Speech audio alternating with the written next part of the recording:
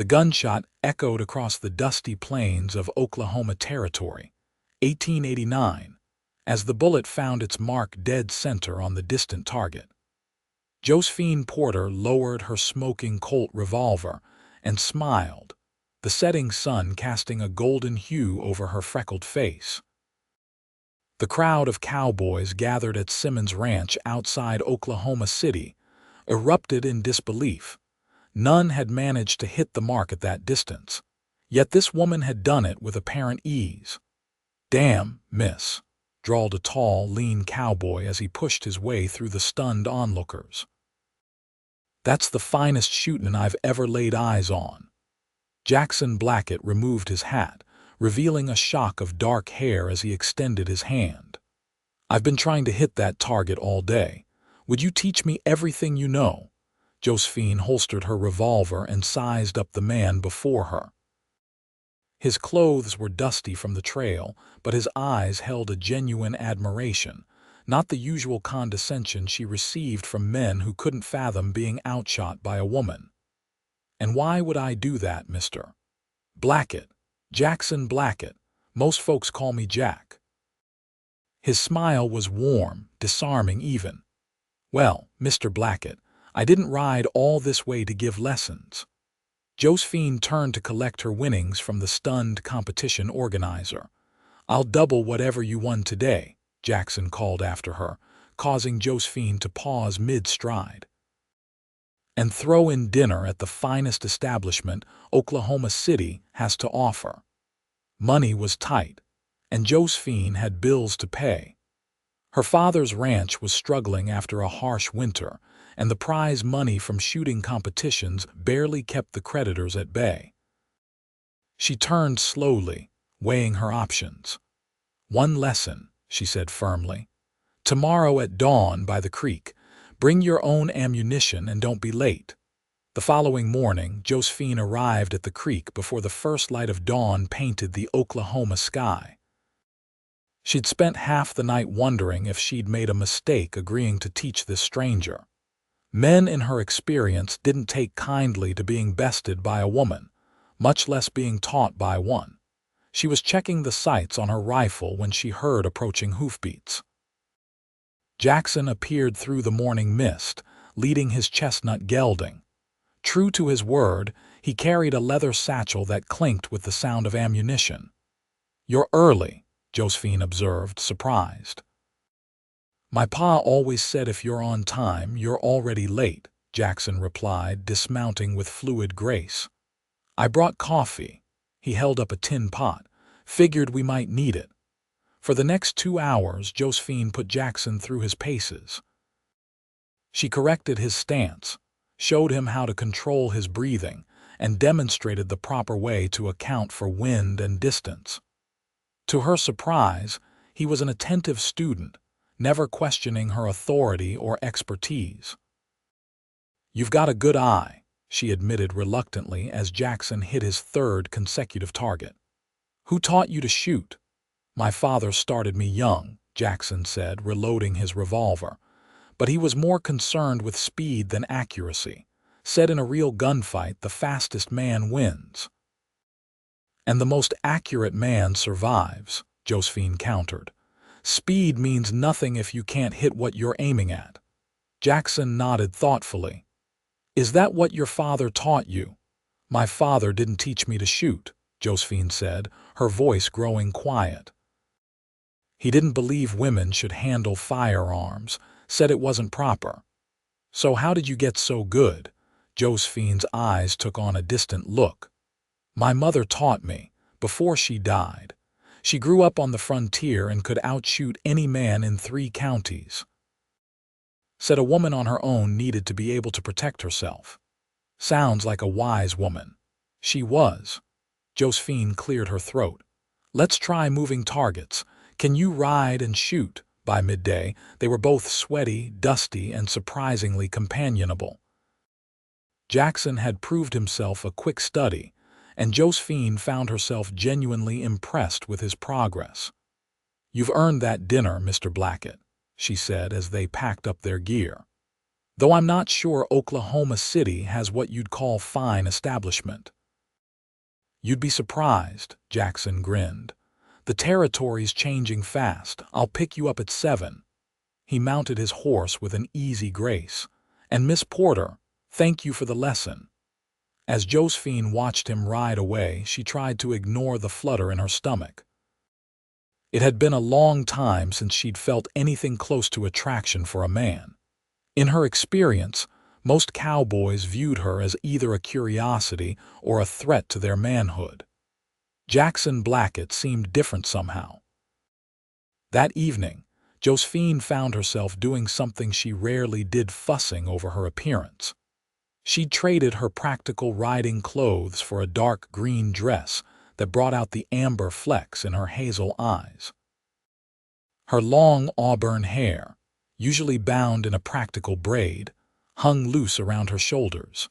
Jackson arrived precisely at 7, wearing a clean black coat over a crisp white shirt. His usually unruly dark hair was combed neatly, though a rebellious lock still curled over his forehead. For a moment, they simply stared at each other, both seemingly surprised by the transformation. "You look beautiful, Miss Porter," Jackson said finally, his voice sincere. "You clean up well yourself, Mr. Blackett," Josephine replied, fighting a blush. He offered his arm and led her to a waiting buggy. "I hope you don't mind, but I took the liberty of arranging something special." Instead of heading into Oklahoma City's bustling center, Jackson drove them to a bluff overlooking the Canadian River. There, to Josephine's astonishment, was a table set with a white cloth, silverware, and candles that flickered in the early evening breeze. "The finest establishment in Oklahoma Territory," Jackson announced with a proud grin. "At least for tonight. How did you manage this?" Josephine asked, genuinely impressed.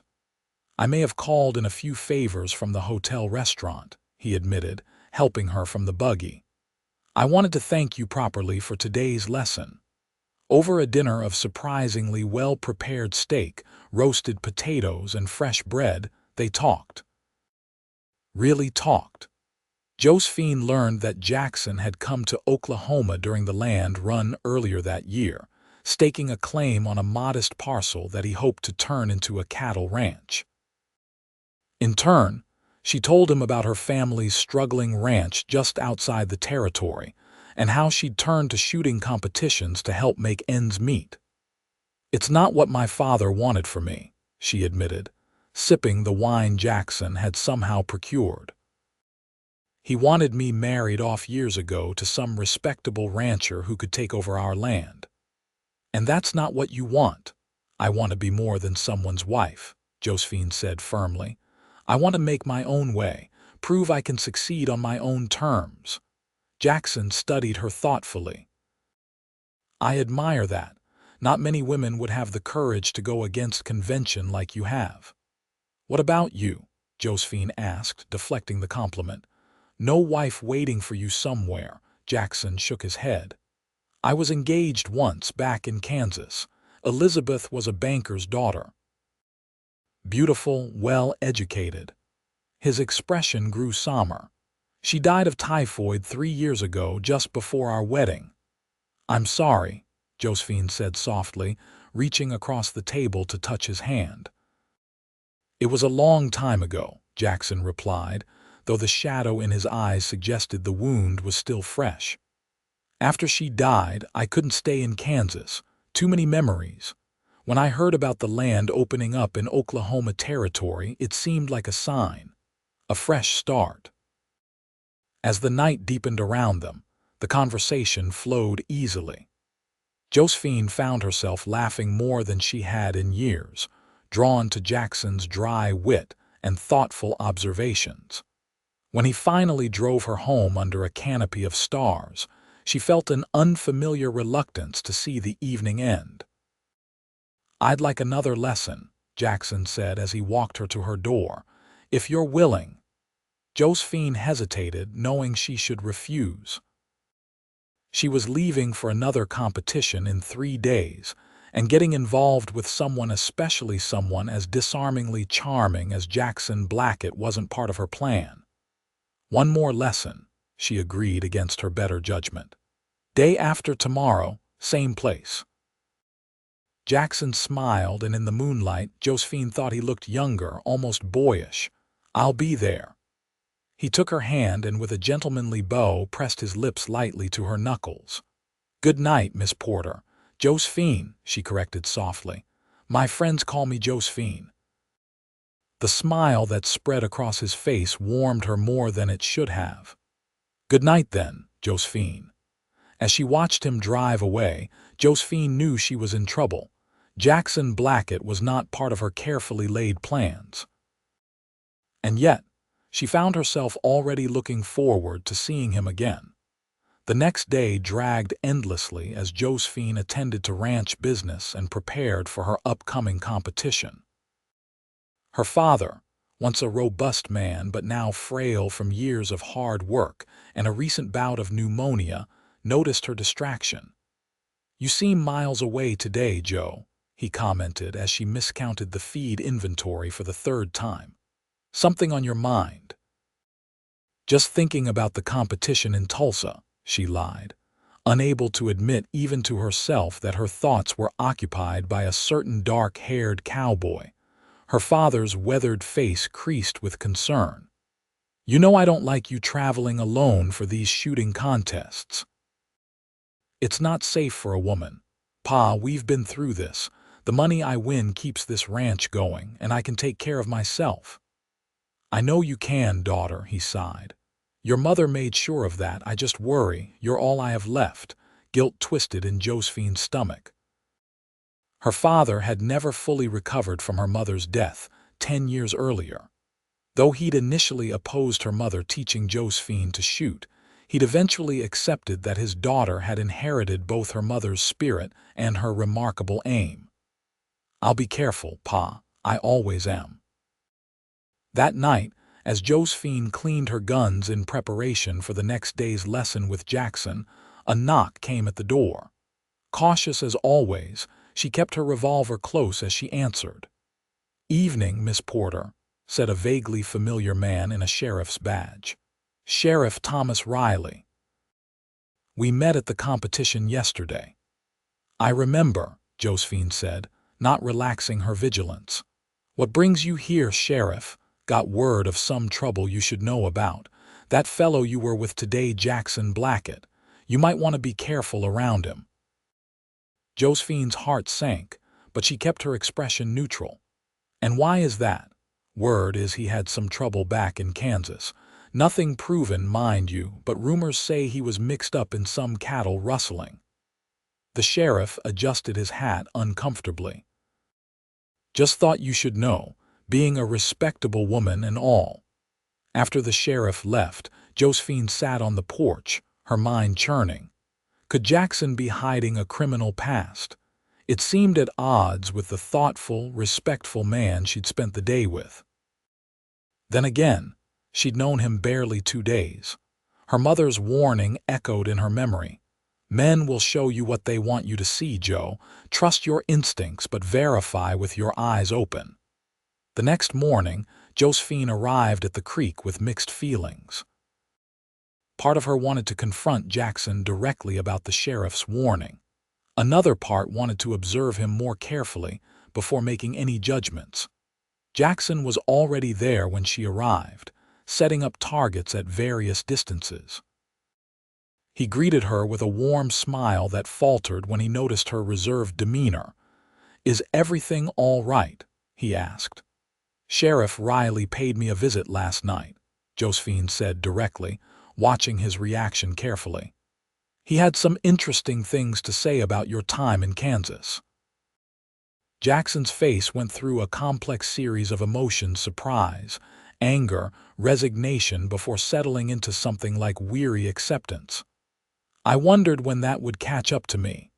So it's true. You were a cattle rustler. No, Jackson said firmly, meeting her eyes. But I understand why people might think that. He gestured to a fallen log. You might want to sit down. It's not a short story. Josephine hesitated, then sat, keeping a cautious distance between them. After Elizabeth died, I was in a dark place, Jackson began. I started riding with a rough crowd, not outlaws exactly, but men who operated in the gray areas of the law. My family had lost our ranch in the drought of '85, and I was angry at the world. He paused, running a hand through his hair. There was a wealthy rancher, Harrison Wells, who'd been buying up failed properties for pennies on the dollar. Some folks said he was deliberately driving smaller ranchers out of business by damming up water sources. And you decided to take justice into your own hands, Josephine guessed. Not exactly. A group of former ranchers planned to steal back some of the cattle Wells had acquired when their properties foreclosed. They asked me to join them. Jackson's expression darkened with regret. I didn't go through with it. On the night it was supposed to happen, I couldn't do it. I rode out to warn Wells instead. What happened? I arrived too late. The men had already started the raid and gunfire broke out. 2 of Wells' hands were killed, along with one of the raiders, a man named Tucker James, who'd lost everything to Wells. Jackson's voice cracked slightly. Tucker had a wife and 3 children. When I testified at the trial about what I knew of the plan, his widow called me a traitor. Most of the town agreed with her. So you ran to Oklahoma. I didn't run, Jackson said sharply. I stayed for the trial. But afterward, there wasn't anything left for me in Kansas. Some folks thought I should have joined the raid. Others thought I shouldn't have known about it in the first place. Either way, I was marked. Josephine studied him, trying to reconcile this story with the man before her. Why are you telling me this?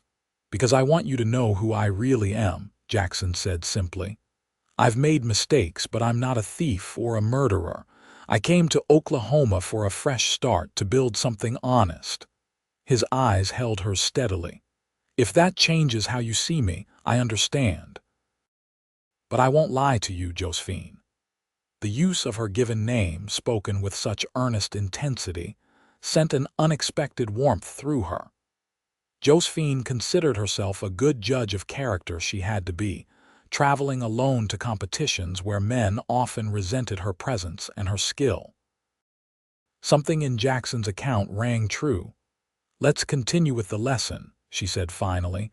You still have much to learn about shooting. Relief washed over Jackson's face, followed by a tentative smile. Yes, madam. They spent the morning practicing, and Josephine found herself impressed once again by Jackson's natural ability and willingness to learn. By noon, he was hitting moving targets with remarkable accuracy.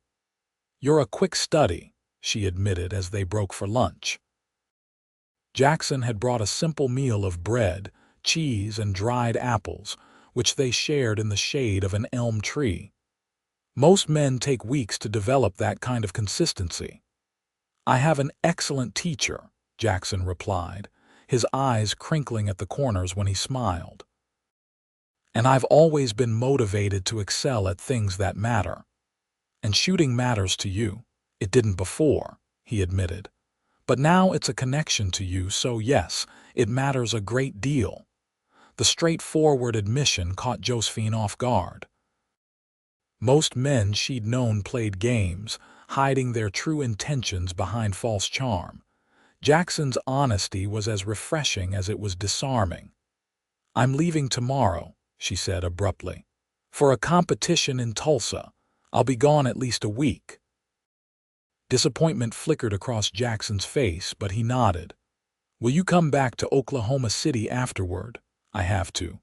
My horse and some of my things are still at the boarding house. She hesitated. Besides, I promised to help my father with spring planting. May I write to you while you're gone? The question was asked casually, but Josephine sensed the importance behind it. I suppose that would be acceptable, she replied, trying to sound indifferent despite the leap in her pulse. You can send letters to me at the Grand Hotel in Tulsa. As they packed up their gear, Josephine found herself reluctant to end their time together. Against all her careful plans and protective instincts, She was growing fond of Jackson Blackett. "I should see you home," Jackson offered as they mounted their horses. "That's not necessary. I can find my way." "I know you can," he said with that disarming smile, "but I'd like to anyway if you'll allow it." The ride back to her father's ranch took them through a section of wild prairie ablaze with early spring wildflowers. On impulse, Jackson dismounted and gathered a small bouquet of vibrant Indian paintbrush and delicate prairie gentian. "For your journey," he said, presenting the flowers with a flourish that made Josephine laugh despite herself. At her door, Jackson grew serious. "Be careful in Tulsa. Shooting competitions can attract rough elements. I've been competing for 3 years, Mr. Blackett. I know how to handle myself." "I don't doubt that for a second," he said, his expression earnest, "but it would ease my mind to know you'll take precautions." The concern in his voice touched her. Most men either assumed she was helpless or resented her independence. Jackson seemed to respect her abilities while still caring about her safety. "I'll be careful," she promised. Jackson hesitated, then stepped closer. Josephine's breath caught as he slowly, giving her every opportunity to pull away, leaned in and pressed his lips gently to her cheek. "Good luck, Josephine Porter," he whispered. "Show them all what you can do." With that, he mounted his horse and rode away, leaving Josephine touching her cheek where the warmth of his kiss lingered like a promise. The journey to Tulsa the next day was uneventful, though Josephine found her thoughts continually drifting to Jackson. She chided herself for this schoolgirl distraction, focusing instead on the competition ahead. With a purse of $500, this was the largest competition she'd entered, and the money would go a long way towards securing her father's ranch for another season. The Grand Hotel in Tulsa was finer than any place Josephine had stayed before, a testament to the oil wealth flowing into the region. As she checked in, the desk clerk handed her an envelope. "This came for you this morning, Miss Porter." Inside was a note written in a firm, clear hand. "Josephine, I hope your journey was safe and comfortable. Remember what we practiced about adjusting for crosswinds. It will serve you well. I find myself missing our lessons already. Yours, Jackson." The simple note brought a smile to Josephine's face that lasted through the evening. The competition began the next day with preliminary rounds. Josephine advanced easily, her skill drawing murmurs of surprise and admiration from the predominantly male contestants. By the end of the second day, she had qualified for the finals, scheduled for Saturday. Each evening when she returned to the hotel, another letter awaited her. Jackson wrote about his day, his progress on his land claim, and sometimes included small sketches of wildlife he'd observed or improvements he planned for his property. Never having received such attentions before, Josephine found herself eagerly anticipating each new message. On the third night, she finally wrote back, "Mr. Blackett, your letters have been a surprising comfort after long days of competition. The men here are skilled, but I find myself recalling your advice about patience and breathing. It has served me well. Tomorrow is the final round." The competition includes both stationary and moving targets at extreme distances.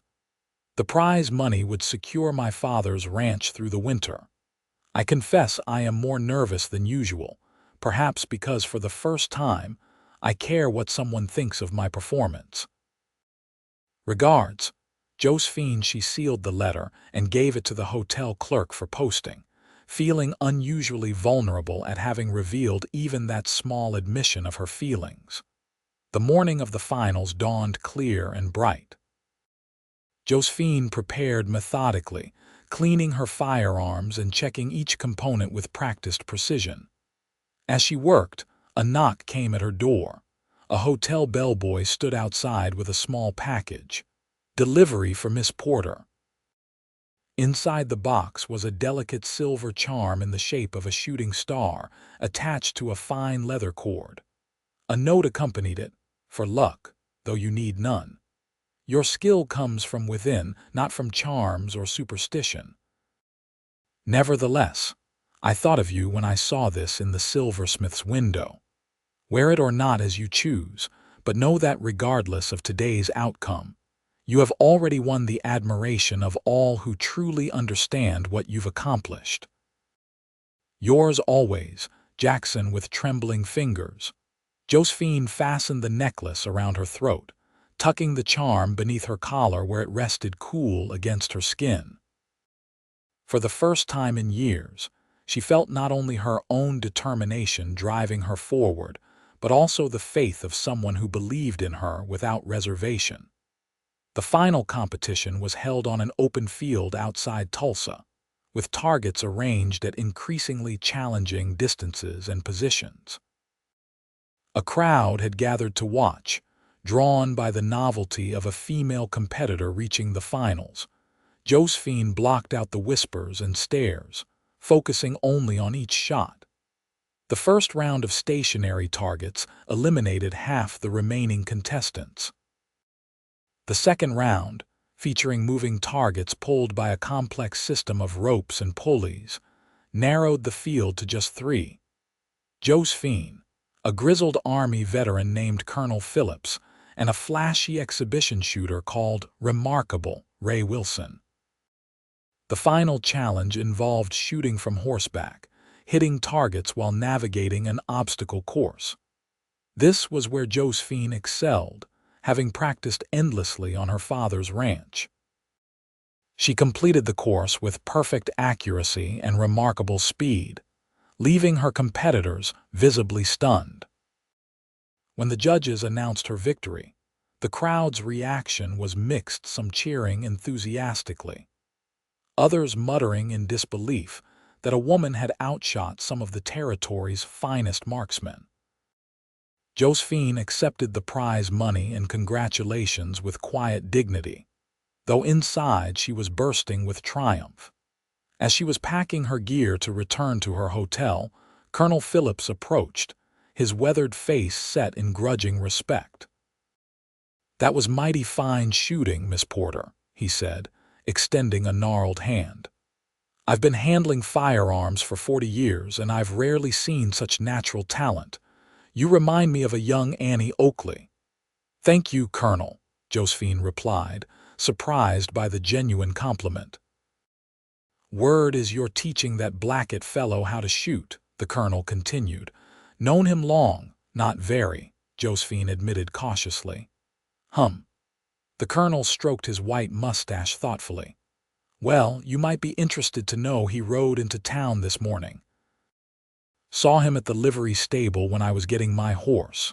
Josephine's heart quickened. "Jackson is here, in Tulsa, appears so, said something about having business in town." The Colonel tipped his hat. "Just thought you might want to know. Good day, Miss Porter." Josephine hurried back to the Grand Hotel, her mind racing. Had Jackson really traveled all the way to Tulsa?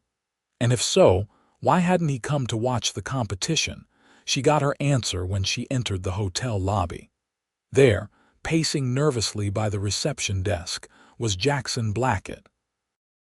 He looked travel-worn but handsome in a new coat, his hair freshly cut. When he spotted her, his face lit up with a smile that sent Josephine's pulse racing. "Congratulations, champion," he said, crossing to meet her.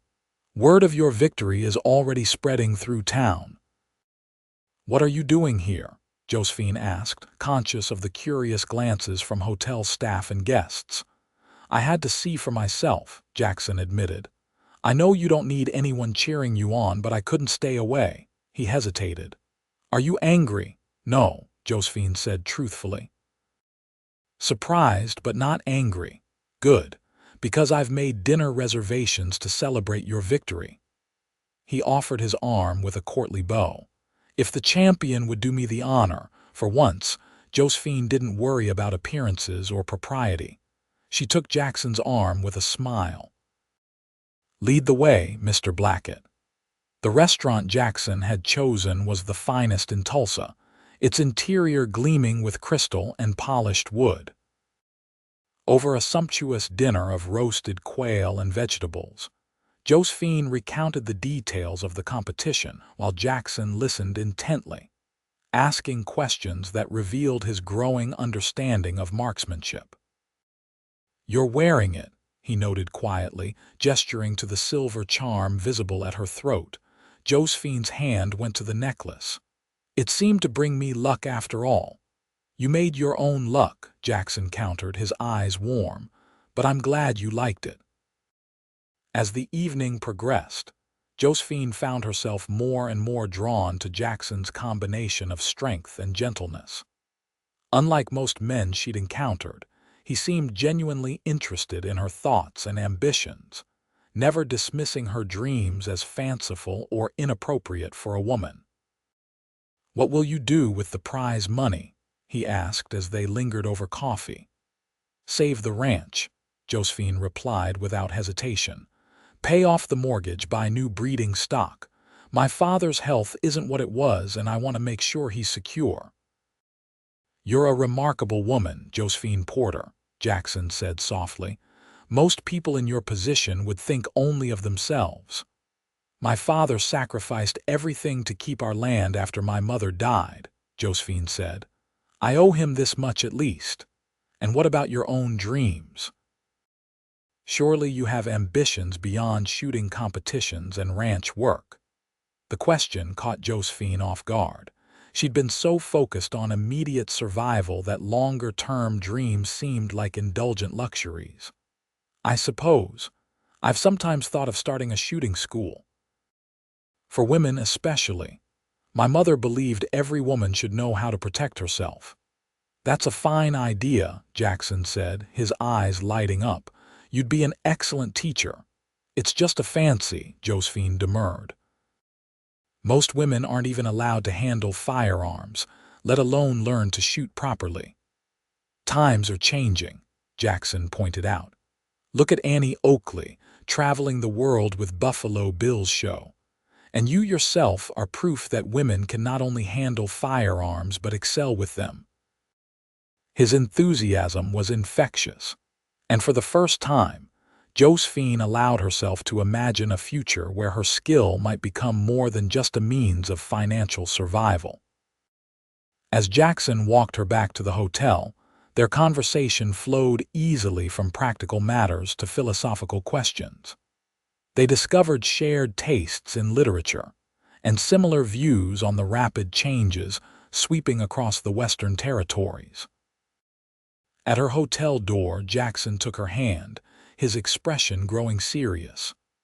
"I've booked a room here for the night, but I'll be returning to Oklahoma City tomorrow. I was hoping. That is, I wondered if you might consider traveling back together." The idea of Jackson's company on the long journey was tempting. Too tempting. Josephine hesitated, aware that being seen traveling alone with a man would fuel gossip. "My reputation would be perfectly protected," Jackson assured her quickly. "We could join a larger traveling party for propriety's sake. The stagecoach has several families booked for tomorrow's journey." Relief mingled with disappointment in Josephine's chest. Of course, Jackson would consider her reputation. He'd proven himself a gentleman in every respect. "Then yes," she agreed, "I'd welcome the company." Jackson's smile was like sunrise breaking across the plains. He raised her hand to his lips and pressed a kiss to her knuckles. "Until tomorrow, then, Miss Porter." "Josephine," she corrected softly. "Josephine," he echoed, his voice caressing the syllables of her name like a promise. That night, Josephine slept poorly, her mind filled with conflicting emotions.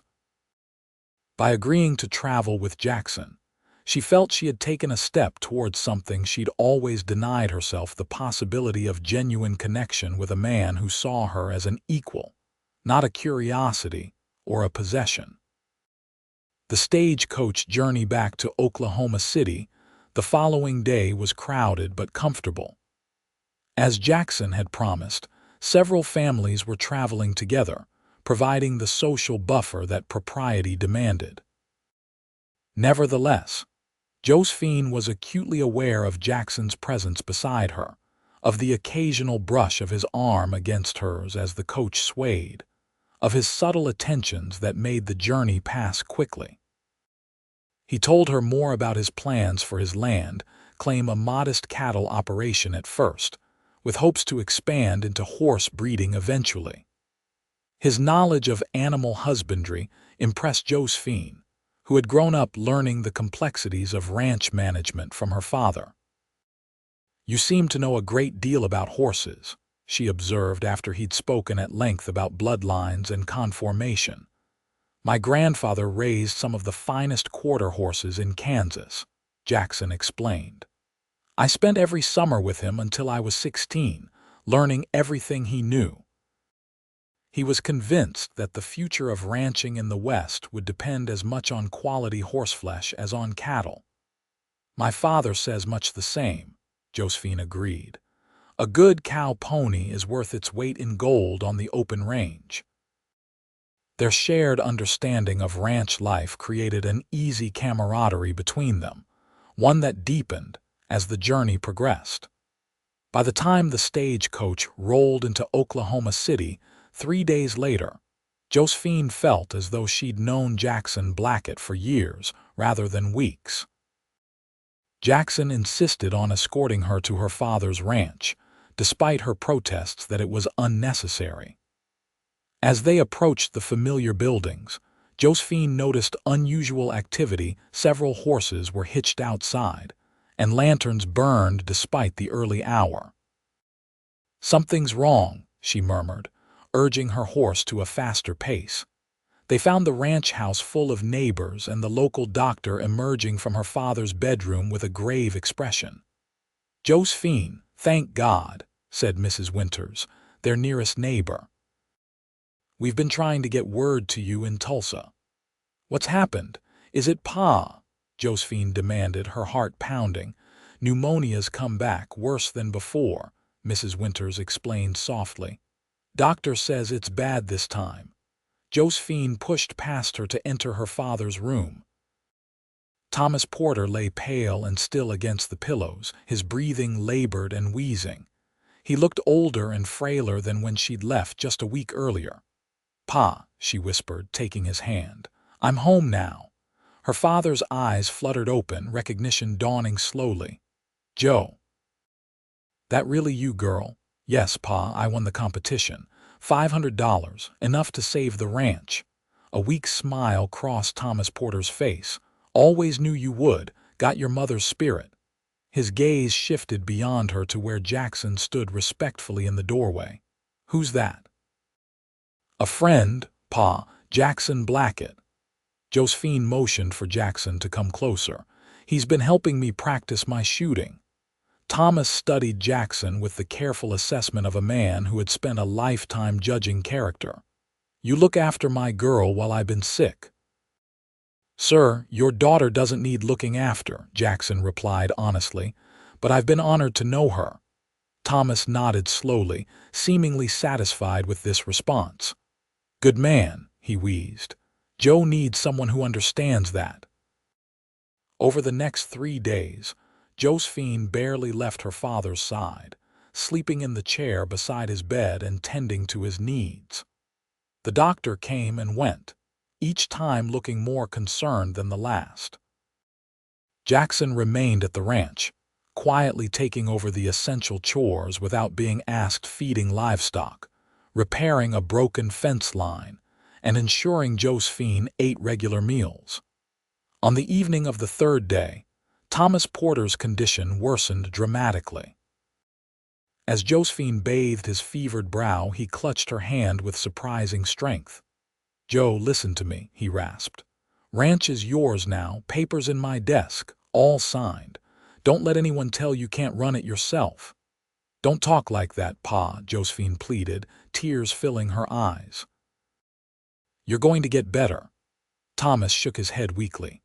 "No, girl, my time's come. Your mother's waiting for me." His eyes, suddenly clear and bright, fixed on hers. You always were the strong one, like her. Proud of you, Joe, so proud." His grip on her hand loosened as he slipped into unconsciousness. Hours later, as dawn broke over the Oklahoma prairie, Thomas Porter drew his last breath, his daughter's hand still clasped in his.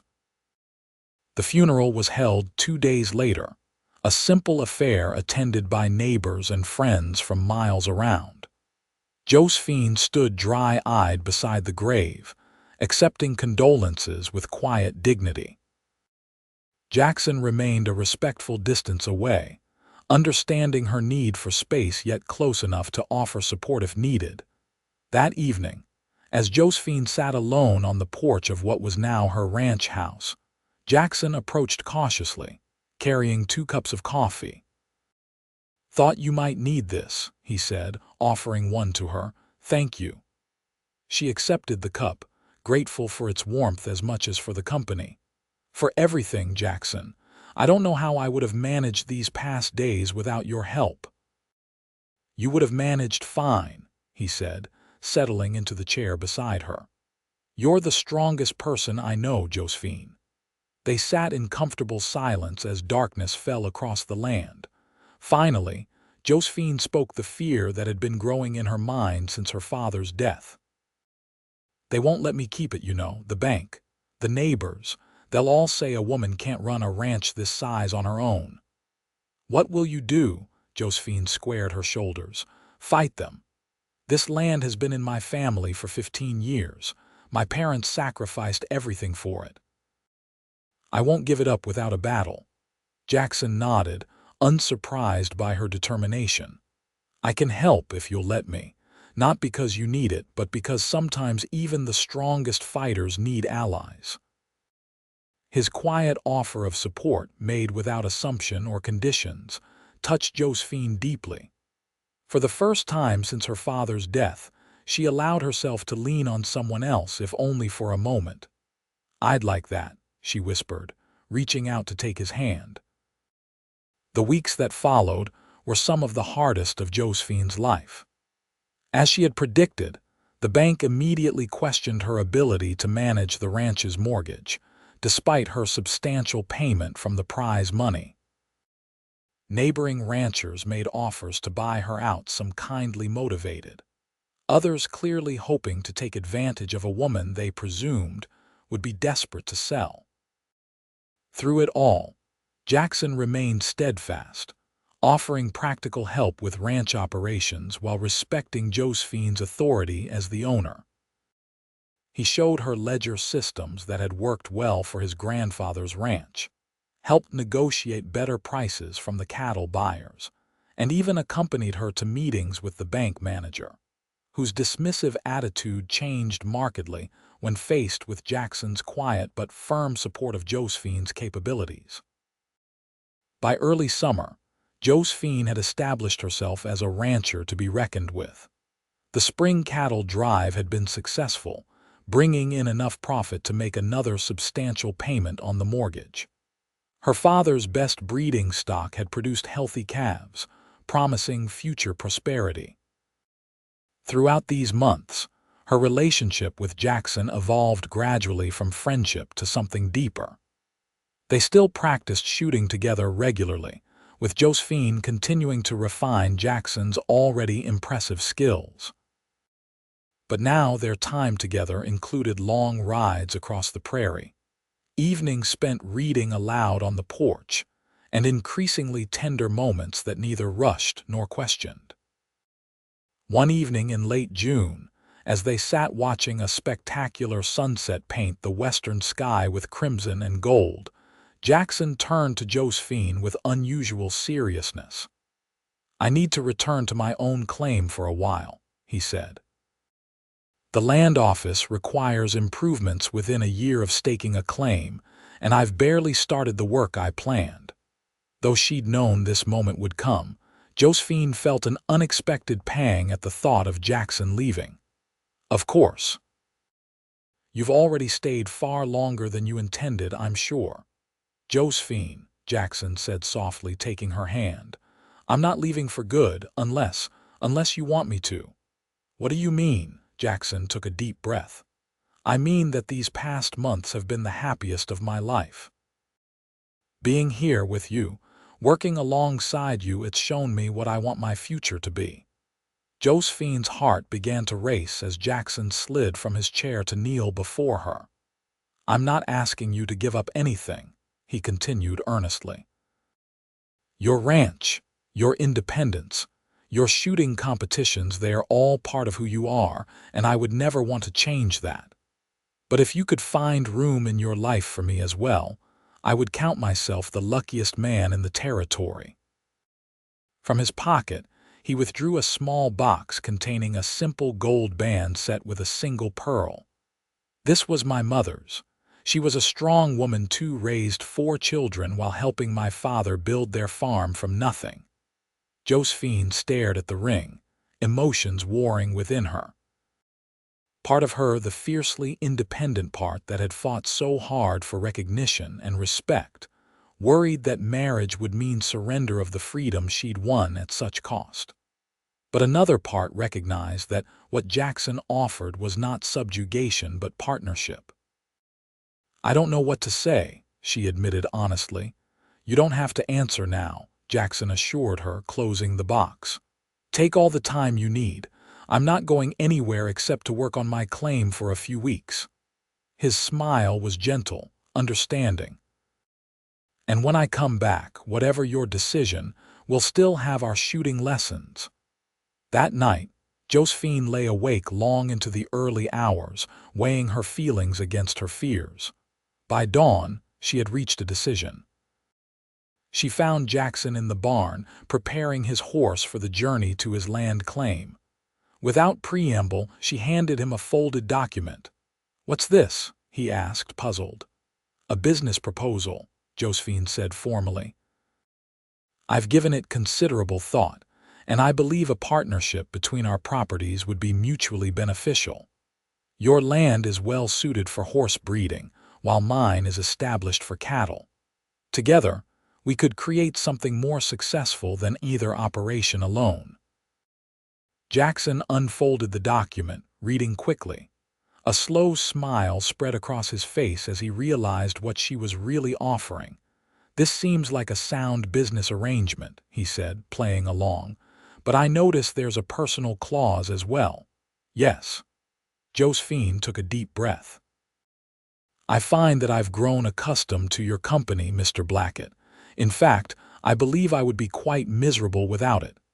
Jackson stepped closer, his eyes never leaving hers. "Are you saying what I think you're saying, Miss Porter?" "I'm saying yes, Jackson." Josephine's voice softened, her formal facade cracking to reveal the emotion beneath. "Yes to your proposal, yes to a partnership in every sense of the word." Jackson's face lit with joy as he swept her into his arms. "You're sure? I meant what I said. I don't want you to change or give up anything." "I'm sure," Josephine said, surprised by the certainty in her own heart. "My mother told me once that the right partner doesn't diminish you, they make you more completely yourself. That's what you do for me, Jackson." His kiss was gentle at first, then deepened with a passion that left them both breathless. When they finally parted, Jackson pressed his forehead to hers. "I still need to work on my claim," he murmured. "But I'll be back in 3 weeks. Then we can plan our future together." "I have one condition," Josephine said, her eyes twinkling. "You have to let me teach you to shoot with your left hand, too. A truly skilled marksman should be ambidextrous." Jackson laughed, the sound rich with happiness. "Always the teacher. Very well, I accept your condition. I'll practice while I'm gone." "See that you do, Mr. Blackett," Josephine replied with mock sternness. "I'll be testing your progress when you return." They were married that autumn in a simple ceremony on the porch of what would now be their shared ranch house. Josephine wore a cream-colored dress with her mother's lace veil, and around her neck hung the silver shooting star charm that Jackson had given her in Tulsa. Jackson, resplendent in a new black suit, watched with undisguised adoration as she walked toward him through an arch of autumn wildflowers. Their vows, written by themselves, spoke not of obedience but of partnership, respect, and mutual support. The small gathering of friends and neighbors witnessed something rare for the time, a union of genuine equals. As a wedding gift, Jackson presented Josephine with a matched pair of engraved Colt revolvers in a custom leather case. In return, she gave him the deed to half of her ranch, officially creating the joint venture they had discussed. Porter Blackett Ranch, Jackson read from the new deed, his voice thick with emotion. It has a fine sound to it. I thought so, Josephine agreed, leaning into his embrace, though most people will probably still call it the Porter place for years to come. I don't mind, Jackson assured her, as long as everyone knows it's ours together. Their honeymoon was a journey to St. Louis, where Josephine competed in the largest shooting competition of the year. With Jackson cheering from the sidelines, she won first place and a prize of $1,000 money that would allow them to expand both their cattle operation and Jackson's fledgling horse breeding program. The Kansas City Star ran a feature article about the remarkable female sharpshooter and her supportive husband, describing them as a modern partnership that perhaps signals the changing nature of frontier marriages. The article led to invitations for Josephine to give shooting exhibitions across the Midwest, opportunities that she selectively accepted when they could be scheduled around the ranch's busiest seasons. By the spring of 1890, they had established a solid reputation for both their livestock operations and Josephine's marksmanship. Jackson's quarter horses were gaining recognition for their speed and stamina, while the cattle herd had grown by nearly 40% under their joint management. It was after returning from a particularly successful horse auction in Fort Worth that Jackson found Josephine sitting on their porch, a thoughtful expression on her face. "Something on your mind, love?" he asked, settling beside her. "I've been thinking about what you said last year about starting a shooting school for women."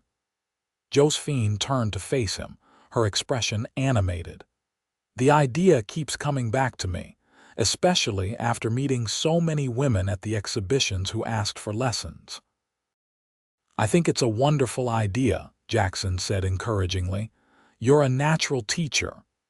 "We could start small," Josephine continued, warming to the subject. "Weekend lessons at first here at the ranch, then perhaps expand if there's enough interest." "There will be," Jackson predicted confidently. "You've already inspired many women with your competitions. Just think what you could accomplish with actual teaching."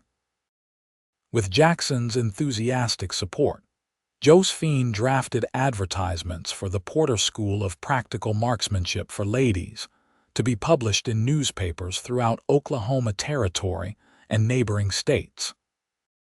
Despite some public criticism about the propriety of women handling firearms, the response was overwhelming. Within a month, Josephine had a waiting list of students eager to learn from the woman now known in shooting circles as the Prairie Marksman. The first class, held on a bright Saturday in May, brought 6 nervous but determined women to the Porter Blackett Ranch. Under Josephine's patient instruction, each discovered her own ability to handle a firearm safely and effectively. By day's end, all 6 had hit their targets consistently and developed a new confidence that extended beyond marksmanship. "You've changed their lives today," Jackson observed as they watched the women depart, chatting excitedly among themselves. "And this is just the beginning." As the months passed, the shooting school's reputation grew.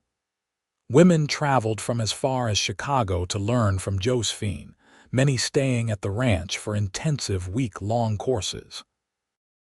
Jackson built additional guest cabins to accommodate the growing number of students and hired a cook to help with meals. The expanded operation required careful balancing with their ranching responsibilities, But the partnership that had begun with shooting lessons now extended seamlessly across all aspects of their lives. Where Josephine excelled at planning and precision, Jackson contributed creativity and vision. Together, they built something neither could have achieved alone.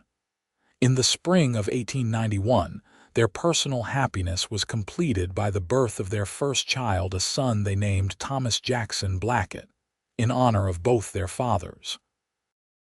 Josephine had worried that motherhood might diminish her independence or her skills, but instead found that it added a new dimension to her already full life.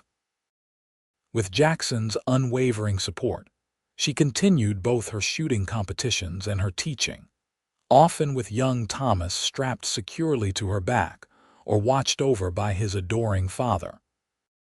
By the time he could walk, Thomas was familiar with the sound of gunfire and showed early signs of inheriting his mother's steady hands and keen eye. "He'll be outshooting both of us by the time he's 10, Jackson predicted proudly as they watched their 2-year-old son carefully arranging stones in a perfect line. "Perhaps," Josephine agreed with a smile, "but I think he has your patience and thoughtfulness too. A good combination for any shooter or any person, for that matter." As Oklahoma moved toward statehood and the 19th century gave way to the 20th, the Porter Blackett Ranch flourished. Their reputation for both quality livestock and marksmanship training brought visitors and business from across the expanding nation. Their family grew as well, with the addition of a daughter, Elizabeth Rose, in 1893, and another son, James William, in 1896. All 3 children inherited some measure of their parents' shooting abilities, though each developed distinct interests and talents of their own.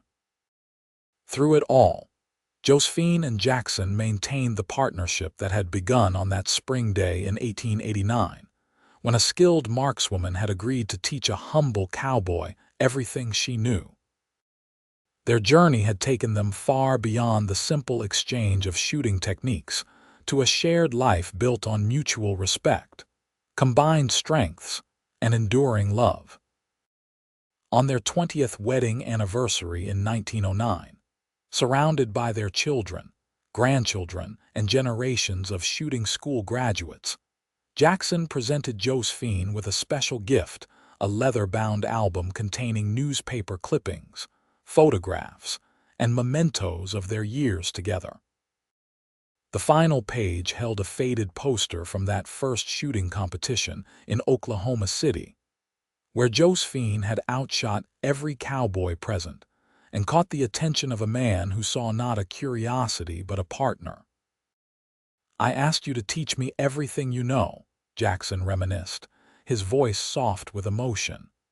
"But you gave me so much more than shooting lessons, Josephine. You taught me what true partnership means, what strength really looks like, and how love can grow stronger with each passing year." Josephine, her auburn hair now streaked with silver but her aim still remarkably true, squeezed her husband's hand. "We taught each other, I think, and we're still learning every day." As the celebration continued around them, Josephine reflected on the journey that had brought them to this moment. From a lonely woman fighting to prove herself in a man's world, she had become part of something greater than herself without sacrificing her identity or independence. The shooting star charm that still hung around her neck had indeed brought her luck, though not in any way she could have imagined on that long-ago day in Tulsa. The Porter Blackett Ranch stood as testament to what was possible when 2 people recognized the value in their differences and the strength in their union. And for generations to come, the story would be told of the remarkable markswoman and the cowboy who had asked her to teach him everything she knew, finding in that simple request the beginning of an extraordinary love.